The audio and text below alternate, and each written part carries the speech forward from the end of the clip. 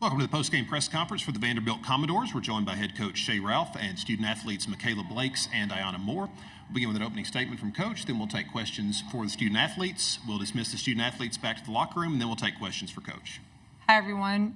First of all, I just want to say how excited we are to be moving on. And we wouldn't be doing that without the two sitting up here. Really proud of our team for our resilient effort today. Thought we had contributions from multiple people. But you can't say enough about what Iyana Moore did for us today. She has I talked about it on TV. She's gone through it here, but we've been together since we arrived.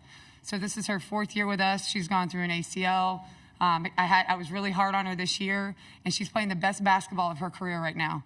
Really proud of her, excited for her. This is the first time in our program's history that we've beaten Tennessee twice in 1 year, but we're not done yet.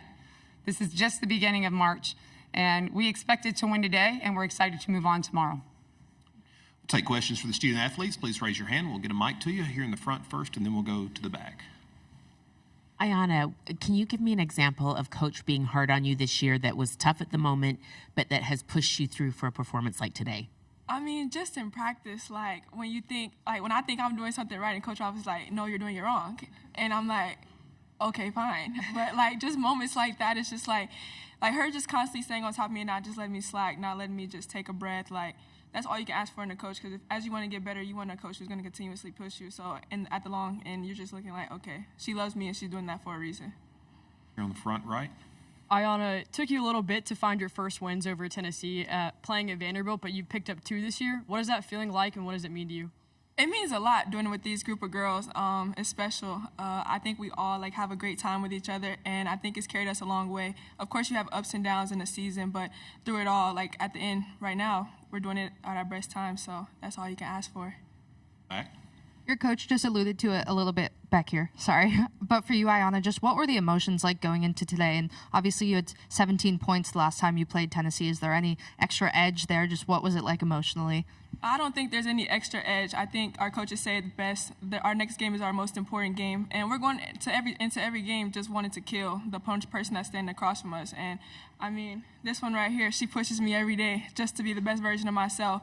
So when you have people like that around you who continuously push you and have great people around you, you just want to go out there and do it for them and do it for yourself, because they're going to continue to push you, so why not? Front right. Mikayla, obviously you help run the offensive lot, but Jordan Oliver is a big part of that and helping break the press. How important is she to your guys' team? I mean, she's the glue to our team. Without her, I mean, I don't know where we would be, but she does everything we need her to do. Like play point guard. Normally that's not her role, but today, because I was being pressured, me and Iyana were being pressured, she was able to bring the ball up the court and flow us into our offense. And, I mean, we're just so grateful for her and just everything she can do. Front left. Or either of you guys, comparing this game back to when you played Tennessee in Nashville, do you feel like they were any more fatigued this time, maybe running out of gas at this point in the year? I mean, it was a little cold in that gym. I don't know if this is a hockey stadium, hockey rink, or what, but it was a little cold, so my lungs was a little more tired.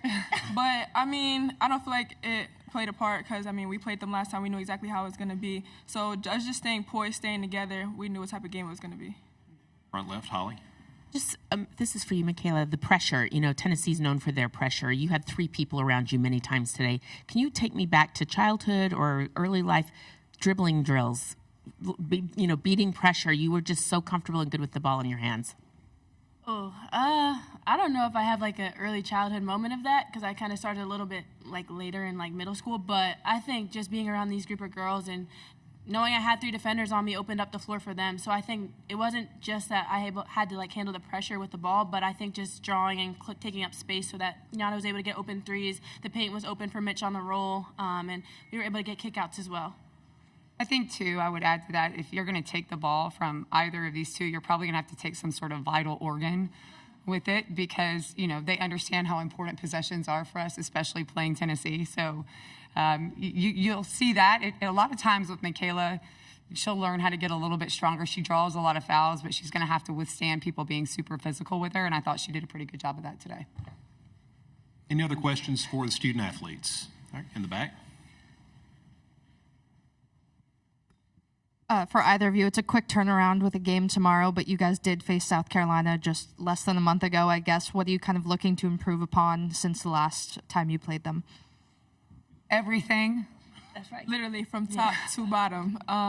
Taking care of the ball, being very crisp in what we do, being really attentive to all the details, and not taking a play off. It's a quick turnaround, we know that, so just getting our minds right, our bodies right, our spirit right, just to go in there and handle what we got to do tomorrow.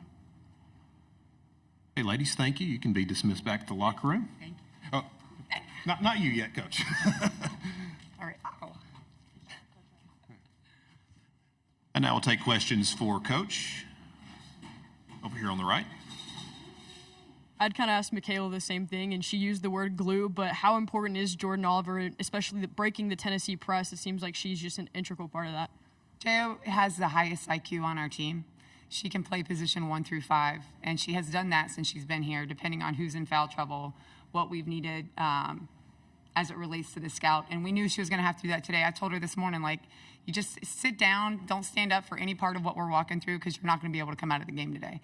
We knew she was going to have to bring the ball up and start the offense. But what I think what's most impressive about her is that she just wants to win, and she wants to be part of winning. She wants to enjoy the winning, and so she'll do whatever we need her to do. And it doesn't require her to have any shine or shoot or do anything else other than be on the court and help her teammates win.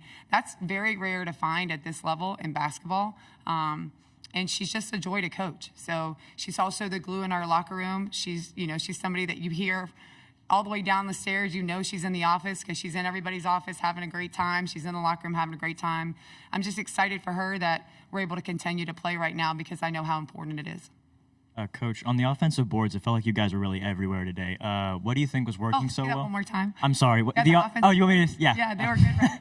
You guys were really just everywhere. What was working That's the first so time well? I've heard that since I've been here. I'm honored. Yeah, me too. What was working so well, and how do you want to build on that against a team I think like the Tennessee? team, I know they chuckle at me, they laugh because I always talk about energy and effort, right? Energy and effort and being resilient and winning each possession with your competitive fire. And so I understand and they understand that there is a tactical part, a strategy part of basketball. But if you can play with relentless effort, relentless competitiveness, relentless confidence, if you can play that way and you have the pieces that we have, then there's no reason that we shouldn't look like we're all over the offensive glass. So we shouldn't look like we have 8 defenders on the court.